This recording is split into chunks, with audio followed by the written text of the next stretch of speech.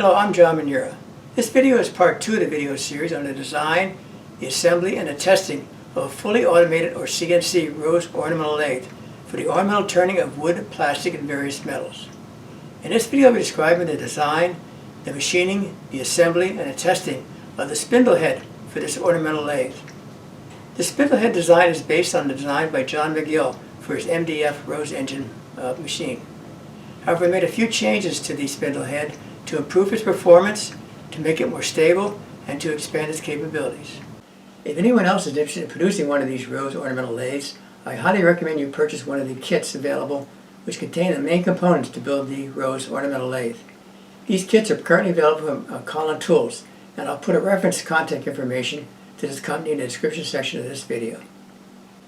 My second major goal in the design of this new automated Rose machine was to make the system more accurate and more stable. The original design was made out of MDF, and I made a prototype here using MDF, and I did design this using the Fusion 360 software. And I drew all my drawings up in the system, got all my dimensions set up that I could machine this very accurately. But instead of using flat joints, I made these dados and pins that joins everything together and makes everything assemble much more accurately. So I did make this first prototype out of MDF. I made a couple of other blocks out of this to get my dimensions for where I'm going to put my stepper motors and other mounting systems, and got everything machined and actually assembled a system that was all set to take this to do my next step, which is to make an aluminum system. But I want to do all my testing on the MDF because the aluminum is quite a bit more expensive. The original design used a pivot point to rotate this carriage back and forth. And this may work for something very light such as the MDF, but when I made an aluminum system I needed something a little more stable, more accurate. So I'll be using pillar blocks and shafts to control all the movement of the system. So I have a set of pillar blocks on the base to control the movement back and forth, and a set of bearing blocks up top to control the movement of my shaft. So I machined my first prototype out of aluminum, and this was out of 3/4 inch thick aluminum, and it's pretty big and pretty heavy. And after making this first prototype I thought I should make it a little bit lighter. So I went about redesigning the system again to make it a little bit smaller, a little bit lighter. Instead of using the pillar blocks, I'll be using machine blocks with mounts in here for the bearings, so I can put the bearings right in here and mount them directly in. Eliminates the heavier pillar blocks. And I also made out some thinner aluminum, and I made the system an inch shorter, an inch narrower, an inch narrower this way, so it's quite a bit smaller. Most of the work I'm doing is on smaller parts, so I don't see any need for a great big system. I thought this smaller system would work quite well. So I have my system all machined. So let me start out this video by showing the machining of the components, and then we'll do the final assembly of this new system and start completing the complete assembly of the system.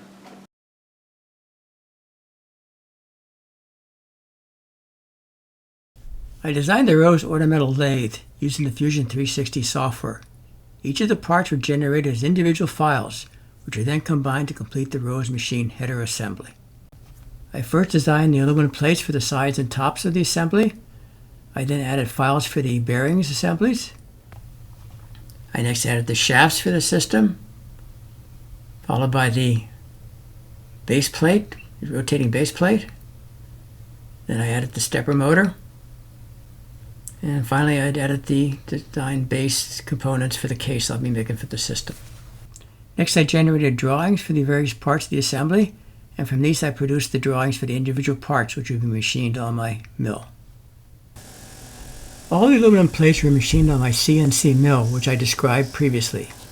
The machining took quite a while due to the numerous programming steps for the mill, and also the numerous steps and tools required to machine all these parts.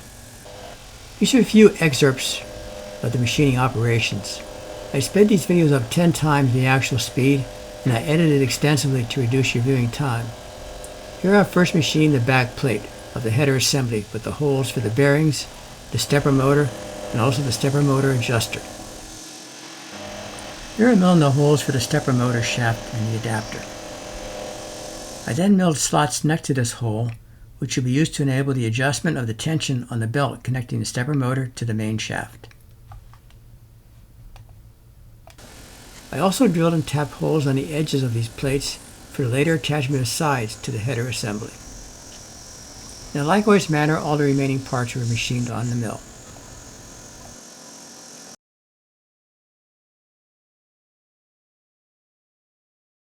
These are all the parts that have been machined for the header assembly. I have my two top and bottom plates with the slots. And I have parts on here, pins on here that'll slide in those slots, and that makes sure everything's aligned perfectly. So when it comes together, it'll be perfectly aligned. First thing I do is put the bearings in these 4 positions. I have 2 bearings for the top shafts, which are 1 inch in diameter, and 2 for the bottom, which are 3/4 inch in diameter. In the original kit provided by Jon Magill, this top spindle shaft had a 1 inch by 8 threads per inch threaded section that was permanently attached to the shaft. However, the chucks for my Powermatic lathe use a 1 1/4 inch by 8 thread per inch thread mounts. So rather than make a single threaded head for the spindle shaft for a single chuck size, I decided to make it modular and allow the swapping out of the threaded spindle shaft ends. I can then swap out different ends to this shaft depending on which type of chuck that I will be using. These threaded tips are just held in place with 2 set screws. So the first step now is to insert the sealed ball bearings into the cavities on the 2 sides of the header assembly. The bearings fit very snugly into these cavities, so they need to be pressed in place using an arbor press. Here I'm showing the press-in end of one of the bearings into the cavity on one of the sides of the header assembly. The remaining bearings are pressed in place in a similar manner. Okay, I've already attached the base. The base has been screwed in place. And with these pins and these dados, I get perfect alignment for the system. So I can go and attach these with screws. Again, I'm using screws at the heads are countersunk. That's the one advantage I have in a system module like this. If I ever need to drill additional holes in here, I can disassemble the system and put it back together, and it's perfectly, straight and plumb, and everything's accurate. I'll tighten those up later, but this is perfectly plumb and straight, won't move at all. So next I can go and install my top shaft. And I am putting some locking screws on the inside. So this is the front where my threaded piece will go.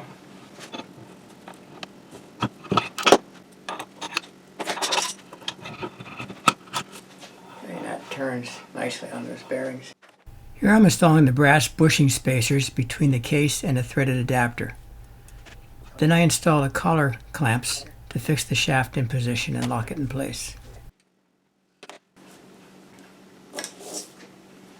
And likewise, I'm going to attach the bottom shaft.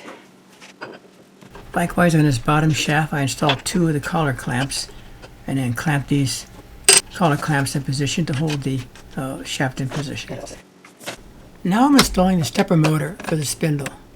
The stepper motor is attached to 2 square plates with center milled out holes. The purpose of this assembly is to mount the spindle motor to the system case, but then permit it to slide up and down so that the belt between the stepper motor pulley and the top spindle pulley can be adjusted and tightened. The 2 plates are held together with 4 screws that slide into 4 slots that were machined on this back plate. And this is the sliding system to adjust the tension on the belt. So I can adjust the tension, tighten it up, and then tighten these screws. And that's how I adjust the belt tension. The belt goes between here and up here in this shaft. I have my locking system. When I adjust the belt tension, I actually have some screws in here that go in here, and they actually pull it down to adjust the tension.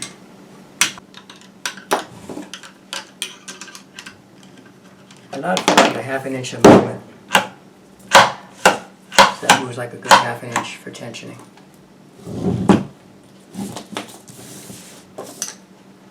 So that works good. We're all set. Next thing I have to do is make the base where these things will pivot on.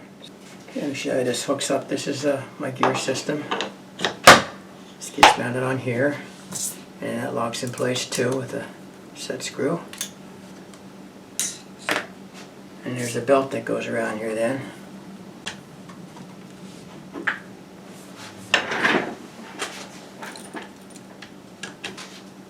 And this is where I adjust the system to get the correct tension on the belt. I can just tighten these screws up.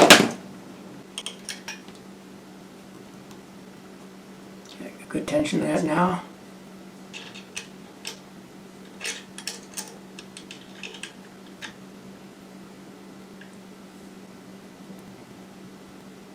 slacken that belt. And I can put the screws up in here. And that locks everything in place.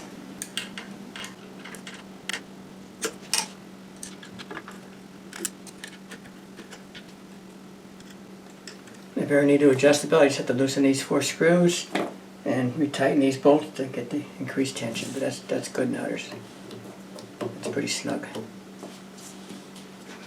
So let me start working on this base system. That's the next step. I just finished machining the parts for the bases. I have my 2 blocks and the base itself. So let me assemble these and we'll get started.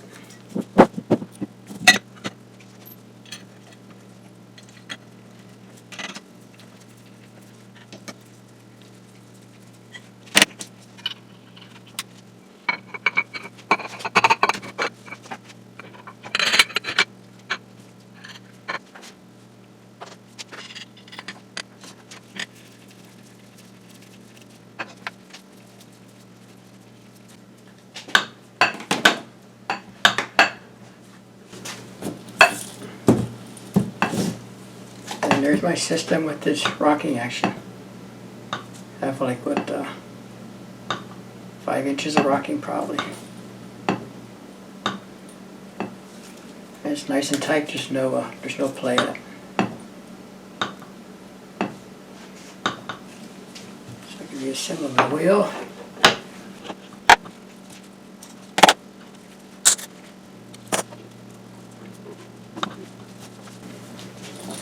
And we're all set. This is ready to put into the case now. The header assembly for this Rose machine is now complete. I did put sides on it. These are some plastic sides I put on both sides. I installed it in the table, bolted to the tabletop. And I started doing some programming on it. I have my next display all set up, and I did some initial programming just to get the spindle turning. And I put a spring on here to keep it tensioned. So it's pretty much complete. I made this new upright system for the system with the tracking system to track on my pattern or my template. And I can actually start this up, show it actually moving. So you can see it's rocking back and forth now off this template. What I can do is actually put a system on here and do some test patterns. Stop this. This is a plate I made up, which will go right on the spindle here. I actually 3D printed this, and I put some magnets on it so I can put my paper on here. And it just slides on here, like that. And I don't have a system set up to put a pin on here, but I can put this on here. I put a pin on here with a spring loaded so I can push it against here. Let me go and set this up, and I'll push it against here. Let me move the camera so you can see this a little bit better. I can push this in until it touches the paper, gives a little bit of pressure, and let me start my movement.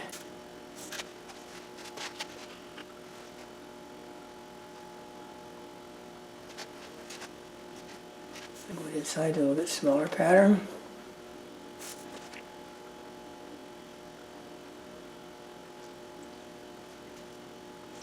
And let me change the phasing. Yes, move it out of phase slightly.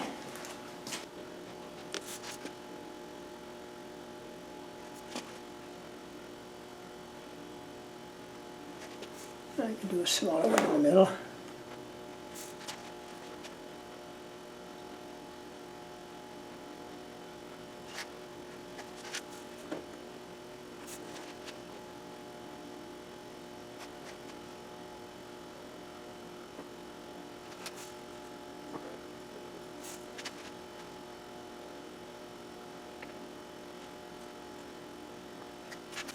I can also move it to the opposite side, over here.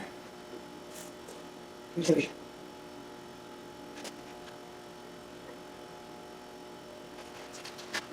is just a close-up of the screen to show the operation. So I have my speed that I set here. Right now it's set for 2 revolutions per minute. Manual jogging, either clockwise or counterclockwise. continuous running. I just press that, it runs continuously. I can stop it, run it the opposite direction. Same thing, stop it. And then indexing. I can set this to any angle just by deleting this. If I want it to go, say 20 degrees, just set to 20. And then I can rotate it or index it by 20 degrees exactly. I'll rotate 20 degrees and then stop. If I want to do it again, I just repeat it. Or if I want to go the opposite direction, I can just do counterclockwise, it goes the opposite direction. So it's very accurate indexing of the system. Yeah, my spindle header assembly, and I have a rosette attached to it. And this is my pivot point. And this enables it to move back and forth. This, sets the position that it moves back and forth as it rotates. So if I run my spindle in a continuous mode, you can see how it's moving now. So as it's rotating, it's moving this head back and forth. And that gives me my patterns on my block that I'll be cutting with the tool. So that's the process of this spindle. This is adjustable. I can adjust this height and also in and out for various positions. These rosettes are changeable. I have a variety of rosettes I've made. And actually, these are all 3D printed. And one question I had already is, is the 3D printing good enough? Does it wear? Well, this has gone here for, probably about 2 months now. And I see no wear at all. It's actually very, very good. So the 3D printing of the rosettes actually works out quite well. And I will be doing a video in the future showing how I design these using the Fusion 360 software and then printing it out using my 3D printer. So that's the operation of the system. And I am using a pivot point with a roller bearing, so it probably is reducing the wear. If I was using a pivot point that did not have a roller bearing on the end, yeah, there might be some more wear on this 3D printed disc. But with a roller bearing, there's no wear at all. And again, I can manually jog this if I just wanted to manually jog it. If I wanted to manually jog it to a position, say the tip of this point. And then if I wanted to, I could index it. I want to index to 20 degrees. Another 20 degrees. And that takes it to there. So it's 40.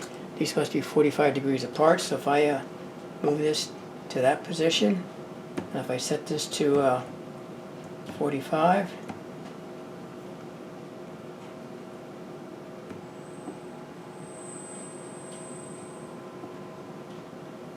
and there we go, 45 degrees.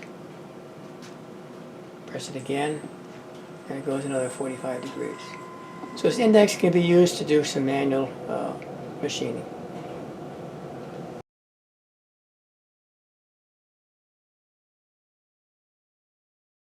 This concludes this video on the design, the manufacture, and assembly of the spindle header assembly for the Automated Rose Ornamental Lathe. I made a number of changes to the spindle header assembly over the previous MDF Rose Engine design. The design changes included the following. First of all, the case was designed and machined out of 5/8 inch thick aluminum stock for increased rigidity.